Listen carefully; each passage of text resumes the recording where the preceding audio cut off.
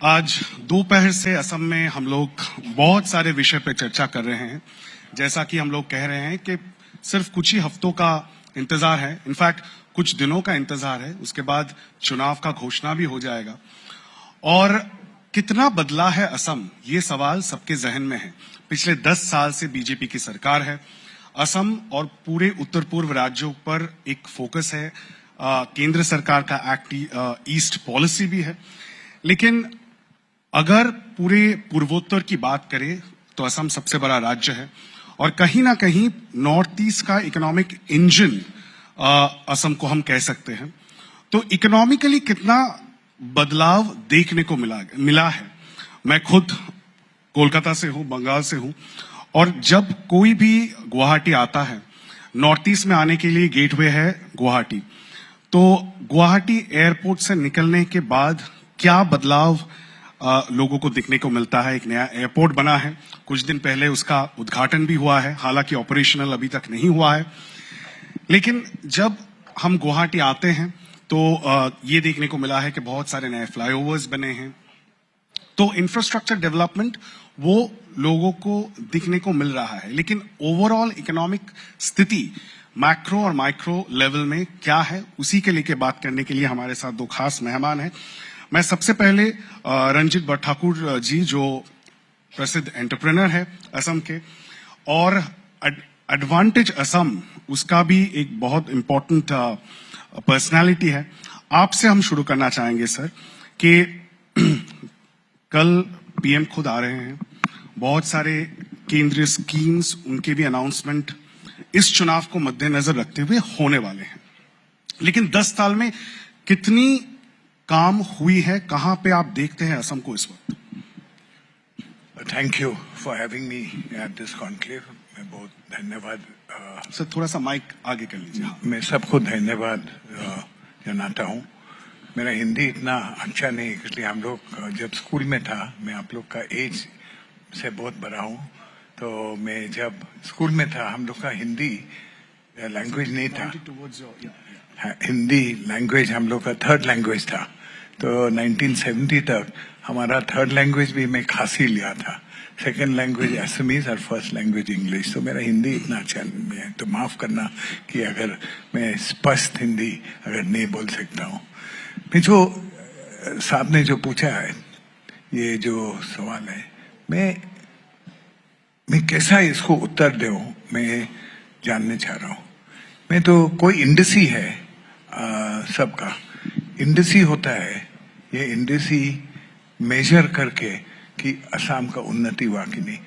आपने ही बोला कि आपने आ गया कि बहुत ब्रिज हो गया, रास्ता हो गया, ये खाली यहाँ में नहीं हुआ। मैं कल में खोनामुख बोल के जगह में गया तेजपुर में, उसका अंदर का रास्ता ना, वो विलेज है, वो मतलब पूरा गांव है, वो तो पूरा पेवर रेड बनाया था। हम बोला हम तो बहुत क्रिटिकल आदमी है, इसलिए I am the chairman of the investor committee. So हमको आदमी लोग सब पूछता है कि ये कुछ डेवलपमेंट हुआ कि नहीं। तो मैं बोला आपका डेवलपमेंट का डेफिनेशन क्या है? आदमी का खुशी डेवलपमेंट है कि आदमी का लेस सिकनेस है, कि आदमी का खाने मिलता है, कि आदमी का एजुकेशन मिलता है? तो उसमें हम लोग मैट्रिक्स बनाया कि कितना सक्सेसफुल है। पहला मैं एक किताब लिखा था, काजीरंगा इनहेरिटेंस, उसमें 1905 में जो किताब, वो 1905 में अपर असम से एक रोड था, वो रोड में हम लोग शिलोंग आते थे। 1905 में खोला था, लेकिन मैं 1955-56 में रोड में आता था। तो वो रोड तो अभी तो बहुत बड़ा हो गया, लेकिन दैट इज नॉट इनफ। अभी तो रोड बोलता है हाईवे ऊपर में जाएगा टू सेव द एनिमल्स। तो ये 35 किलोमीटर जो बनेगा is one of the best. Assam में जो under water 35 kilometre from Numaligarh to North Lakhimpur बनाएगा, ये तो this is unique in India. जो असम सेकंड होता था, हम लोग को प्रश्न होना है, आप असम कभी नंबर 1 है कि नंबर 2 में है?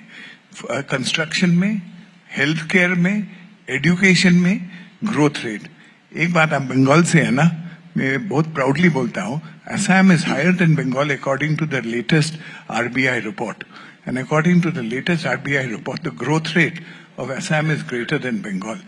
It is also the number one fastest growing state in Assam. So if you really look at it, जो हमारा उन्नति हो गया, ये उन्नति खाली पैसा का मतलब में नहीं, रोड, इंफ्रास्ट्रक्चर, स्कूल, कॉलेज, बहुत ही सही बात है सर। आप जब कह रहे हैं ये इंफ्रास्ट्रक्चर या शहर की जो चकाचौंध है वो तो अपनी जगह पे है, और जैसा कि आपने कहा और कुछ देर पहले जो सरकार के मंत्री थे या अफसर थे वो लोग भी ये कह रहे हैं कि असम का जो ग्रोथ रेट है वो नेशनल एवरेज से ज्यादा है।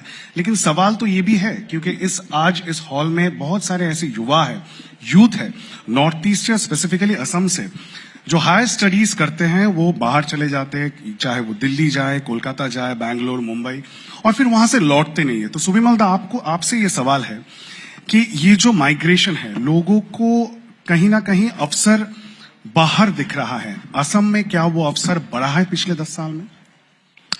जरूर इंद्रजीत, मुझे लगता है कि पिछले कुछ सालों में, जैसे आपकी इस सेशन की टॉपिक है कि कितना बदला असम, अगर मैं देखता हूं कि पिछले 30 साल पहले जब मैं बाहर गया था और आज जो वातावरण है और जिस मौका नौजवानों के लिए है, उसको काफी फर्क पड़ा है। सबसे बड़ी बात है इंद्रजीत ये है कि जो परसेप्शन, जो धाड़ा जो कहा जाता है, एक जो परसेप्शन बाहर में हमेशा असम का होता था या उत्तर पूर्व भारत की, ये ऐसा होता था कि कहीं एक डिस्टर्ब्ड है या कोई काम नहीं करते हैं, उस तरीका का एक इमेज बन चुका था। पिछले कुछ सालों में ये इमेज इतनी बदले है क्योंकि हम लोगों से बात करते हैं तो हमसे भी पूछते हैं, रंजिता और मैं, मुझे अभी याद हो रहा है 12 या 13 साल पहले न्यूयॉर्क में हार्वर्ड क्लब में एक पुराने हमारे मुख्यमंत्री लेट तरुण गोगोई जी की एक इवेंट थे, हम दोनों भी वहां बैठे थे और देख रहे थे, जो लोग आए थे पूछ रहे थे असम के बारे में। हमें लग रहा था कि लोगों का कोई अंदाजा ही नहीं था। आज जब हमारे चीफ मिनिस्टर इस साल दावोस में गए, बिल्कुल, और जो एक इनकी जो कामयाबी रहे, मुझे दिल्ली में US India business council, US India strategic partnership forum के वहां के लोग मुझे बोले हुए कि चीफ मिनिस्टर ने सिर्फ आपके असम की बात नहीं की, पूरे देश की बात की। तो ये जो एक इमेज चेंज हुए, ये जो एक परसेप्शन की चेंज हुए, मुझे लगता है ये बहुत बड़ा बात है। और इसके साथ साथ जेहेतु चुनाव आ रहे हैं और काफी मंत्री एमएलए रहे हैं और बहुत सारे आएंगे नए, मुझे लगता है एक पॉलिसी के नाते कि बाहर में जितने लोग हमारे हैं जो यहाँ आगे एंटरप्रेन्योर बन सकता है, जिसमें बड़ा इच्छा है, जो आज के डेट में एक्सपीरियंस है और बड़े कॉन्फिडेंट है, इनको एक पॉलिसी के माध्यम से इनको किसी तरीका से यहाँ जोड़ना चाहिए ताकि यहाँ आके एंटरप्रेन्योर बने। क्योंकि इंफ्रास्ट्रक्चर में जिस तरीका से पिछले कुछ सालों में प्रयास हुआ है, जो दिखाई दे रहा है, तो दर्शाता है जिस तरीका से रोड, रेलवे, पोर्ट्स, एयरपोर्ट्स की नेटवर्क्स बने हैं। और ये सिर्फ गुवाहाटी की बात नहीं जो आपने देखा या और कई लोगों ने देखा है, मैं तो पूरे असम में घूमता हूं। असम है, लेकिन सवाल तो ये भी है, चुनाव का सीजन है और ठीक चुनाव से पहले आप देखिए जिस तरह से 9,000 रुपए दिए जा रहे हैं महिलाओं के खाते में, और उसके साथ साथ ये जो अरुणोदय स्कीम है, सोशल सेक्टर में इस तरह का स्कीम बाकी राज्यों में भी देखने को मिल रहा है कि हिट है, पॉलिटिकली ये हिट है, ये समहाउ वोट कैच करता है। लेकिन असर, मैं रंजीत जी से ये पूछना चाहूंगा, इसका असर क्या, ट्रिकल डाउन इफेक्ट एक्चुअली उस ग्राउंड में वो असर दिख रहा है? एम्पावरमेंट क्या बढ़ रहा है, हो रहा है? मैं तो आपको ये पहला भी मैं शुरू कर रहा था बोलने के लिए, थोड़ा टाइम लगा हीट अप करने के लिए मेरा स्पीच के लिए, ये हिंदी में बोलना पड़ता। तो मैं बोलता हूं कि इतना चेंज हो गया, अब रास्ता में जाने, सड़क में जाने से आपको मालूम पड़ेगा कैसा गाड़ी कैसा है, बस कैसा है, वैन कैसा है और दुकान कैसा है। अब तो इसमें मालूम पड़ता है कि असम का वाइब कैसा हुआ। सुबिमल जो बोला ठीक ही बोला है, हम लोग का 10-20 साल का पहला अलग था, लेकिन अभी आप बोल रहे थे इम्पैक्ट क्या हुआ, ये जो हम लोग स्कीम दे रहा है for girls, for boys, for children, I think the scheme, the trickle down effect is much greater than it was before. लेकिन इसका इकोनॉमिक मतलब, असम जैसे एक राज्य में इतना पैसा अगर लोगों के खाते में दिया जा रहा है, सरकार की तरफ से दिया जा रहा है, तो कहीं ना कहीं कुछ लोग इस पे भी सवाल उठाते हैं कि ये तो जो राज्य की ओवरऑल आर्थिक स्थिति है उसको और बुरा करता है। नहीं, ऐसा नहीं है। असम का डेट रेशियो जो है one of the lowest in India. ये चीफ मिनिस्टर हमारा जो है ना, ये बिजनेसमैन है, तो ये मन में बोलता है हमारा डेट नहीं होना चाहिए, आप लोग ज्यादा इसमें खर्चा मत करो कि इन्वेस्टमेंट जो इन्वेस्टमेंट में ज्यादा मांग रहा है उसको नहीं देना पैसा, इसलिए let them go to another state. Today, just before this, I was at the review of this conference, and he said we must not, and he announced that we do not want people who are wanting to just take exploitation of the state. So that is not entirely ये बहुत true. महत्वपूर्ण point आपने कहा, जिक्र किया कि जो chief minister खुद है वो बिजनेस के साथ जुड़े हुए हैं, उनका भी खुद बिजनेस इंटरेस्ट है, तो कहीं ना कहीं उनका माइंड आप वो कह रहे हैं। लेकिन सुबिमल दा, ये जो टाटा सेमीकंडक्टर असेंबली प्लांट है, 27,000 करोड़ का इन्वेस्टमेंट, क्या ये असम के लिए एक गेम चेंजर बन सकता है? मैं फिर से वो सवाल दोहराता हूं, जो आईटी सेक्टर जॉब्स के लिए लोग साउथ जाते हैं या गुड़गांव जाते हैं, क्या ऐसा एक दिन आ सकता है जहां बैंगलोर से एक युवा गुवाहाटी में आके काम करना चाहे या यहाँ पे उनको एक जॉब मिले?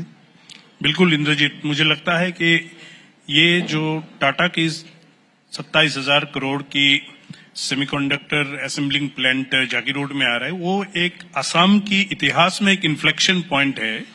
क्योंकि अगर आप देखें तो ये नौजवानों को एक अपने घर पे रहने का, काम करने का मौका मिलता है, और ये कोई लो एंड काम नहीं है, उसमें इंजीनियरिंग एस्पेक्ट्स भी काफी मात्रा में है। और सबसे बड़ी बात यह है कि इंद्रजीत की अगर आप देखें तो हम जनरली हम सोचते थे कि भारत एक सर्विस इंडस्ट्री की देश है, और उत्तर पूर्व को भी उसी हिसाब से देखते हैं, विशेषकर टूरिज्म और ये सारे सेक्टर।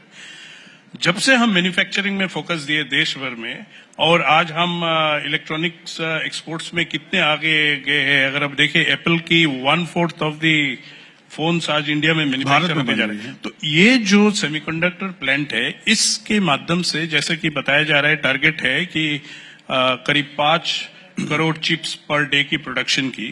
तो इसके साथ जो 27,000 जॉब्स की बात आ रही है, डायरेक्ट और इनडायरेक्ट, और इसके साथ साथ जो हमारे नौजवानों को यहाँ रह के एक मैं कहूंगा कि एक एलिवेटेड लेवल में काम करने का मौका मिलेगा, अच्छा सैलरी मिलेगा, उसके साथ साथ सैलरी के साथ साथ और सारे जो ह्यूमन डेवलपमेंट की और हेल्थ बेनिफिट्स की फायदा होते हैं, ये ओवरऑल इम्पैक्ट सोसाइटी के ऊपर होता है। और ये पहली बात ये है कि इससे और कॉन्फिडेंस देता है कि इस क्षेत्र में और आप टेक इंडस्ट्री की इन्वेस्टमेंट्स आ सकते हैं। बहुत सारे लोग ऑलरेडी सोच रहे हैं कि किस तरीके से हम टेक इंडस्ट्री में इन्वेस्ट करें, और जिस मात्रा में आर्टिफिशियल इंटेलिजेंस की इस्तेमाल हर क्षेत्र में हो रहा है। आप एग्रीकल्चर पकड़ लीजिए, असम की करीब 30% की आपकी जीएसडीपी एग्रीकल्चर में होते हैं, तो उसमें एआई के इस्तेमाल इंतजाम अगर करते हैं, तो जो नौजवान जो यहाँ ऑलरेडी है, इनको भी एक नया